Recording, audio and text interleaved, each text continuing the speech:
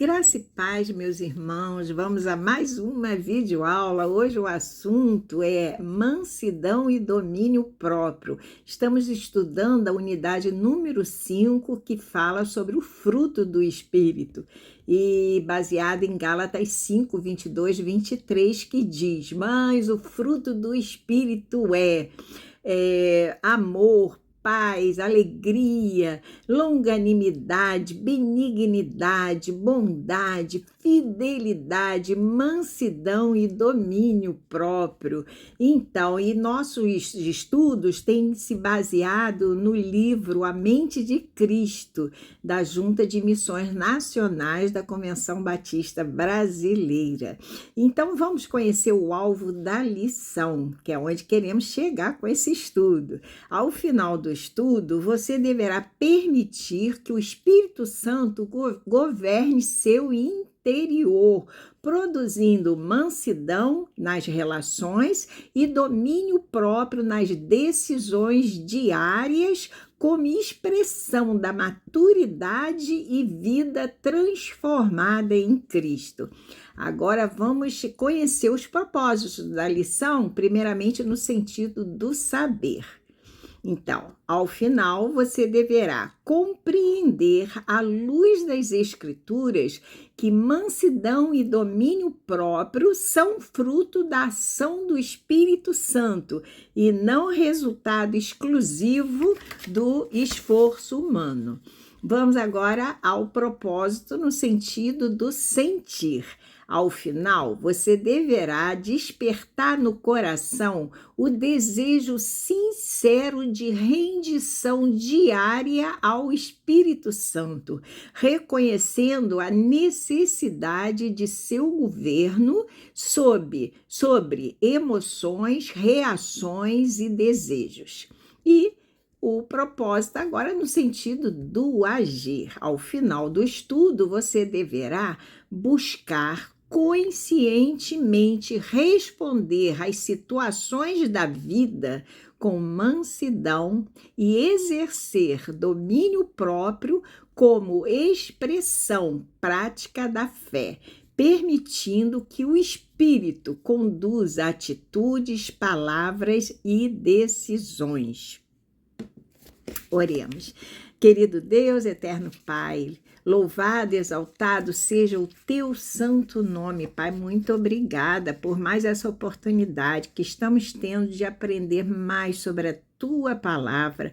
Ó Deus, usa-me como instrumento, que possamos sim, uma vez atingida a maturidade nossa cristã, desenvolver em nós a mansidão e o domínio próprio com a ajuda do teu Espírito Santo que habita em nós, Pai. Ó Deus, guarda a nossa língua, Pai, guarda o nosso coração, Senhor, que possamos ser instrumentos de paz por onde passarmos, onde estivermos, Pai. É a oração que eu te faço, Pai, pedindo que tu abençoes a cada ouvinte dessa videoaula. Faço, Pai, esse pedido em nome de Jesus Cristo. Amém. Então vamos dar início, aliás, à nossa aula linda sobre mansidão e domínio próprio. Vamos iniciar dizendo que o fruto do Espírito, o fruto como todo, com as 9 virtudes ou 9 qualidades, o fruto do Espírito revela o quê? Revela o caráter de Cristo sendo formado no cristão. Observe o sendo formado. Então, é um processo, tá? Vou repetir. O fruto do Espírito revela o caráter de Cristo sendo formado no cristão. E à medida que isso vai acontecendo, ou seja, o caráter de Cristo vai sendo forjado no cristão, este cristão vai se tornando cada dia mais semelhante a Jesus. E isso gera o quê? Gera crescimento espiritual, santificação e maturidade cristã. Tudo bem? A presença da mansidão e do domínio próprio no final da lista de virtudes do fruto do Espírito aponta para o resultado do crescimento cristão, ou, se preferirem, aponta para o resultado do amadurecimento espiritual desse cristão, revelando um caráter já moldado, né, pela ação transformadora de Deus, baseado em Romanos 12:2, né, que fala, e deixem que Deus os transforme, né? Então, pela ação transformadora de Deus. Veja bem, enquanto as primeiras virtudes do fruto do Espírito, amor, alegria, paz, focam no relacionamento com Deus e também no estado interior, né, do cristão, as últimas virtudes, especialmente mansidão e domínio próprio, né, assunto da nossa aula de hoje, focam na aplicação prática desse caráter, e especialmente em situações de estresse e nos relacionamentos interpessoais, né? Pode ser entre esposa, marido, entre os pais e os filhos, né? Entre os irmãos na igreja, entre os vizinhos, estranhos, não importa. Vai, então, demonstrar tanta mansidão e domínio próprio, vão focar, né? Como eu disse, na aplicação prática do caráter nessas situações de estresse, né? E também nesses relacionamentos interpessoais. Deu para perceber? Muito bem. A mansidão, o que ela regula? A mansidão regula como reagimos aos outros, enquanto o domínio próprio regula como lidamos conosco mesmos. Ficou claro? Muito bem. Ambos, tanto a mansidão quanto o domínio próprio, não são traços da personalidade humana, tá? Mas são traços das operações contínuas, né, do Espírito Santo em nós, ou seja, em um coração rendido a Deus, submisso a Deus, tá? Deu para perceber? Então, vamos começar por mansidão, né? Depois vamos falar do domínio próprio. A mansidão, eu diria que é a força sob controle. Força sob controle. Vamos primeiramente estudar o conceito bíblico, né, de mansidão. A palavra grega que deu origem, usada, né, no Novo Testamento, que deu origem, né, à tradução da palavra mansidão, é praitês, que não significa de modo nenhum fraqueza, passividade e muito menos ausência de posicionamento. Isso não significa. Então vejamos o que é mansidão, afinal. O que é mansidão na prática? Vamos ver que mansidão é a força controlada de como tratamos os outros, tá? Ou, se preferir, também poderia ser o controle da agressividade, tá? Ou ainda poderia ser definido como o poder submetido, né, a Deus, com a escolha de palavras que edificam e agindo com calma, mesmo tendo razão. O que diz Mateus 11:29? Tomem sobre vocês o meu jugo, né? E aprendam de mim, que sou manso e humilde de coração, e vocês acharão descanso para a sua alma. Não é isso que Jesus fala? Então, vocês vejam o quê? Que Jesus é o nosso exemplo máximo, eu poderia dizer, é o nosso modelo supremo. É ou não é? Sim! E quando ele diz, né, aprendei de mim, que sou manso e humilde de coração. Olha, veja, Jesus foi o quê? Firme, né? Sempre, sem ser agressivo ao falar, muito menos passivo, né? Não foi fraco, nada disso. Ele foi firme, ele foi amoroso, né? Sem ser permissivo. Ele foi obediente, sem ser fraco. Foi ou não foi? Sim, o tempo todo. Querem ver? Abra Mateus 28, Mateus 28, 18 e 19, né? Ali a gente vê Jesus, encontra Jesus falando aos seus discípulos, né? Logo após a sua ressurreição. Quando ele diz: toda a autoridade me foi dada nos céus e na terra. Fazei discípulos de todas as nações, batizando-os em nome do Pai, do Filho e do Espírito Santo, né? E ainda diz que o Espírito estará, né, todos os dias até a consumação dos séculos, que ele estaria, né, em espírito até ao final dos tempos. Então, esses versos, inclusive, marcam o início da grande comissão. Mas o que eu quero o que eu quero ressaltar é as palavras que ele disse: toda autoridade me foi dada nos céus e na terra, pelo Pai, naturalmente, né?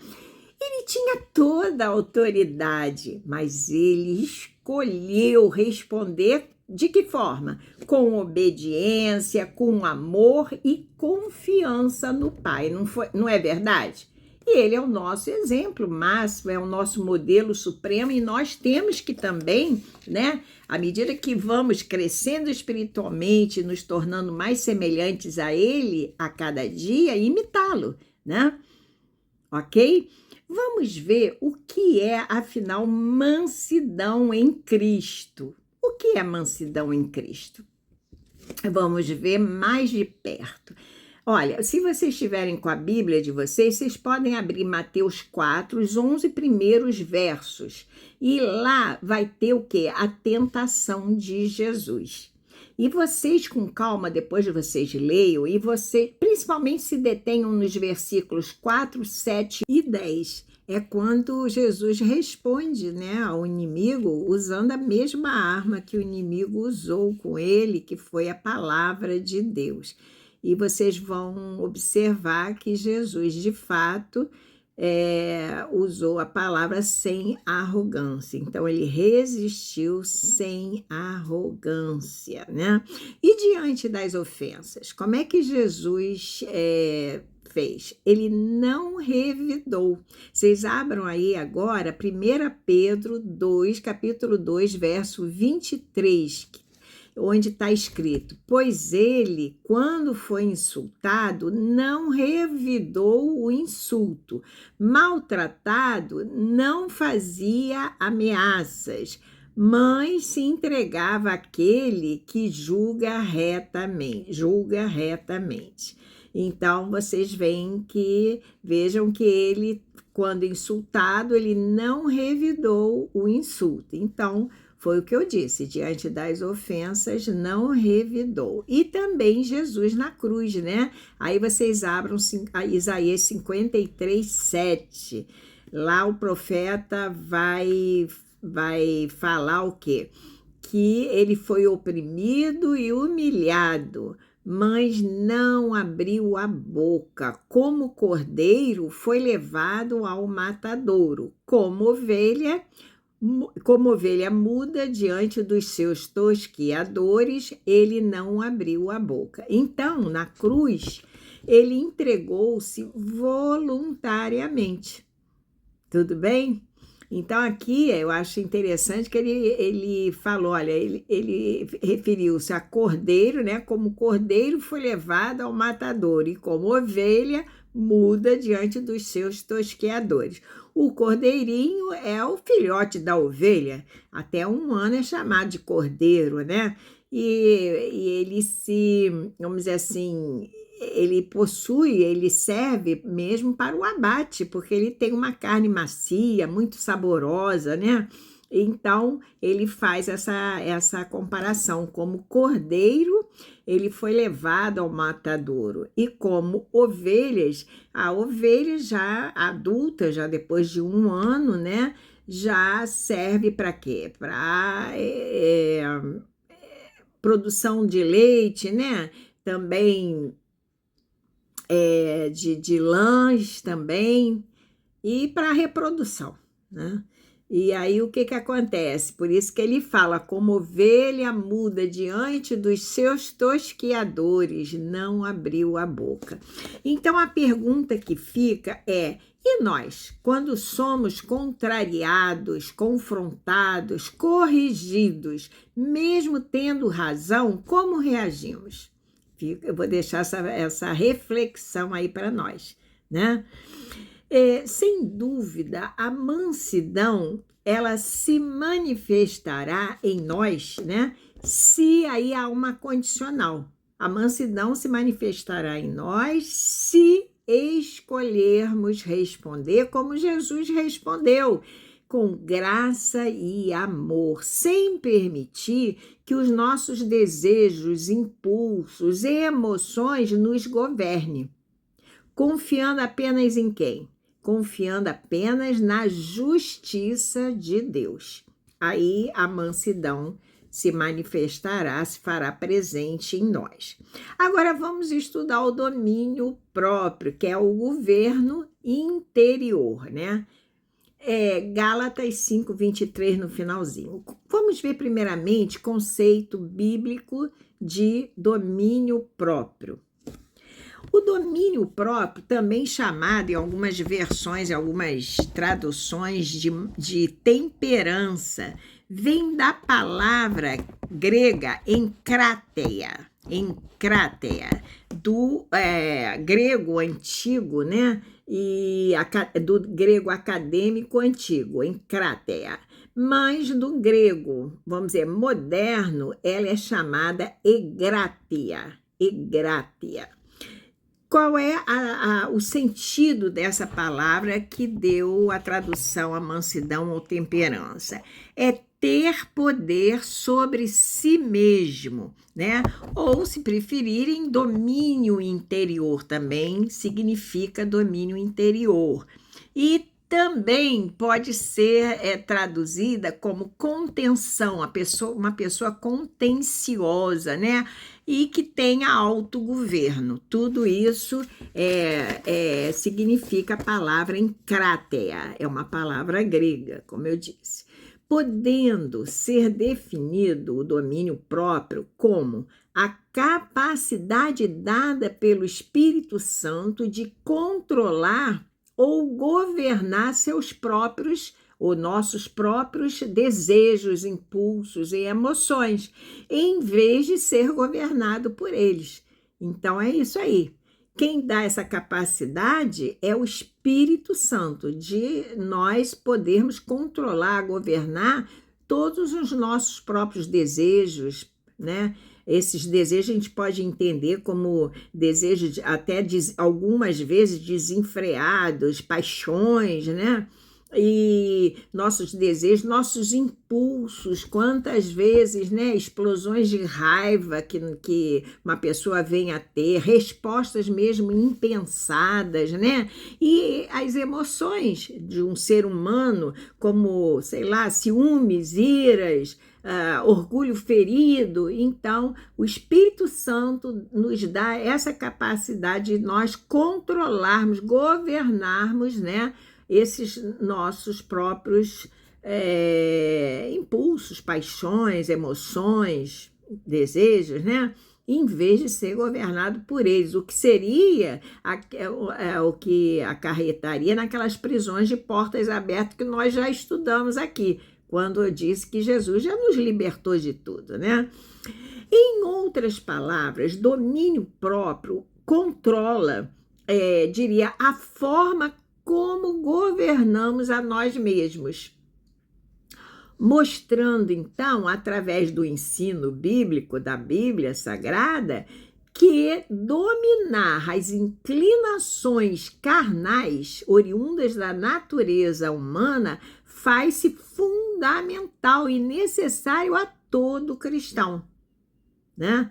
Porque às vezes a gente, se dermos, né, assim, margem, né, à nossa natureza humana, nós teremos certas inclinações e aí nós temos que, baseado na palavra de Deus, que dominar essas inclinações. Então, a participação maior, sem dúvida nenhuma, é do Espírito Santo trabalhando no nosso coração, né?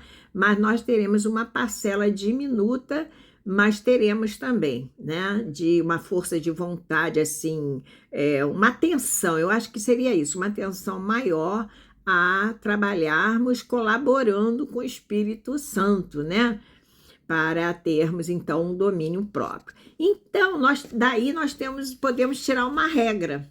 A regra seria assim: parar antes de reagir e pensar antes de falar, né? E aí eu pergunto a vocês, será que isso é fácil? Hein? E como conseguir também tudo isso? De fato, é um processo, né? Lá no início, né, eu disse que o fruto do Espírito, né, vai marcar o caráter de Cristo em nós, sendo formado em nós. Então, é um processo. E isso, então, só será possível se nos deixarmos ser guiados pelo Espírito Santo. Segundo também Romanos 12:2, mas deixem que Deus os transforme. Nós temos que deixar o Espírito Santo, né, agir em nós, nos ensinar, né? Estarmos, então, ligados à frequência do Espírito, né, para ouvir a voz dele. E lembrando que não se trata, o autocontrole não se trata de um vamos dizer assim, perdão. Lembrando que o domínio próprio não se trata de autocontrole humano somente, baseado em força de vontade somente, não, mas numa submissão plena interior do Espírito Santo, né? E não podendo assim ser gerada por nós mesmos o autocontrole, né? Pois essa virtude, ela não repousa, ela não se baseia sobre as nossas próprias habilidades. Deu para entender? Assim, eu diria que a chave para se conseguir domínio próprio é a submissão ao Espírito. Ok? Tanto que é uma qualidade, é uma virtude do fruto do Espírito. Então, é ele trabalhando em nós e nós deixando ele trabalhar,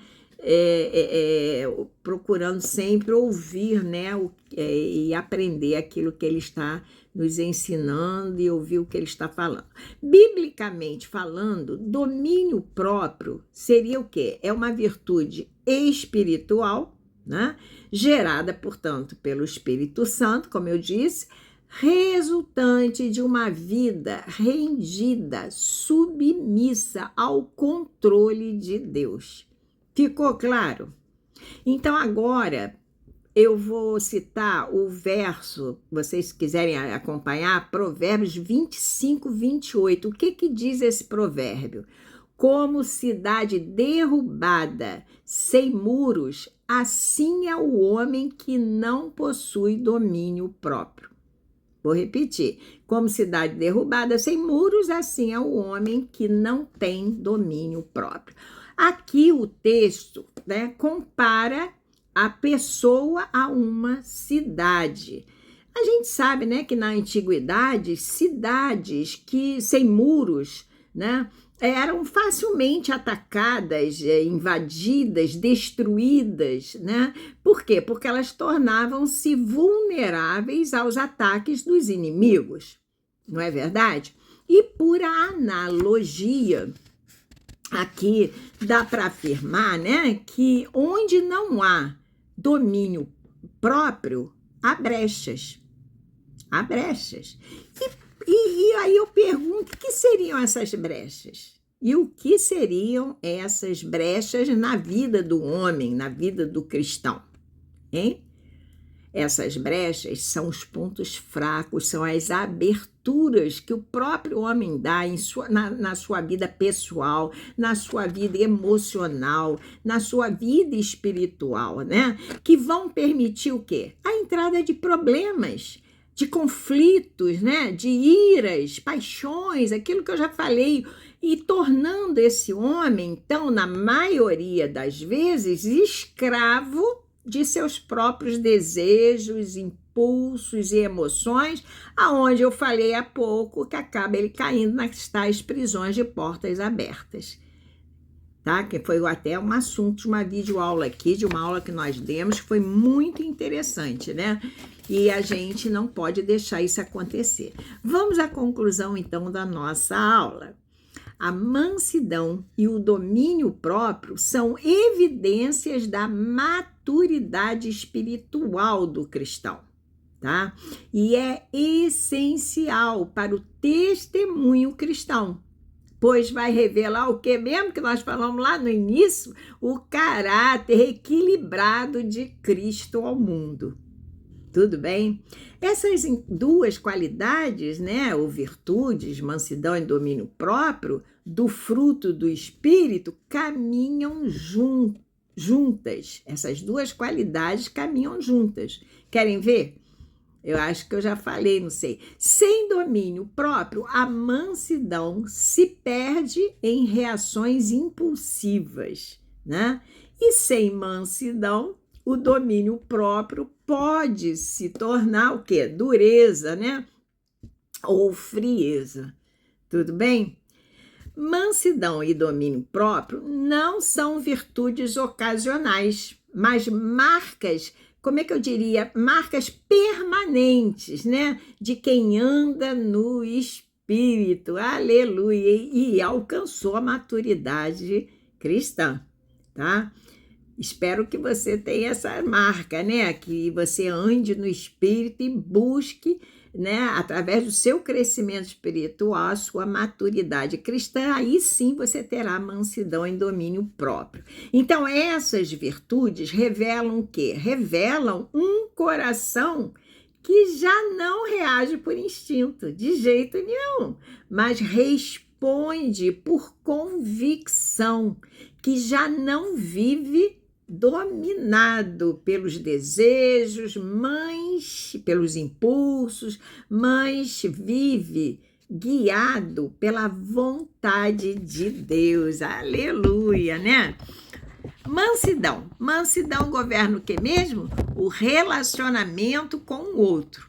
Já falei, só uma revisão. E domínio próprio vai governar o relacionamento conosco mesmo. Ficou claro? Ok? E por essa razão, diga não ao impulso. Quando você tiver, né, você para e para ver se você consegue reagir de outra forma. Então, diga não ao impulso e sim à vontade de Deus, ok?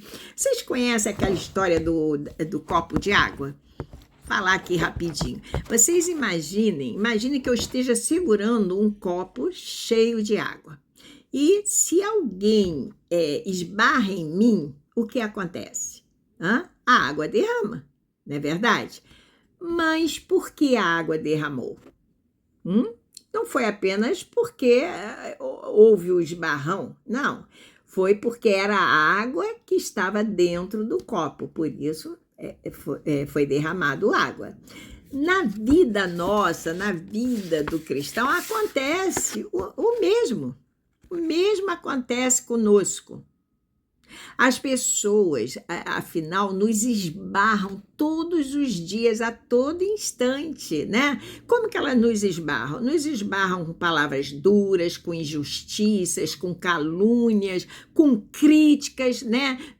Decepções, pressões, não é verdade? Sim. E o que sai de nós, nesses momentos, revela o que está dentro do nosso coração, né? revela o que está dentro do nosso coração. Quando falta mansidão, derrama-se ira. E quando falta domínio próprio, derrama-se impulsividade. Mas quando o coração está cheio do Espírito, mesmo sob pressão, derrama-se paz, equilíbrio e graça. E graça. Então, para terminar, vou deixar uma reflexão com vocês sobre quem governa suas reações e decisões, o impulso ou o Espírito Santo? Fiquem na paz do Senhor até a próxima videoaula, se Deus assim permitir.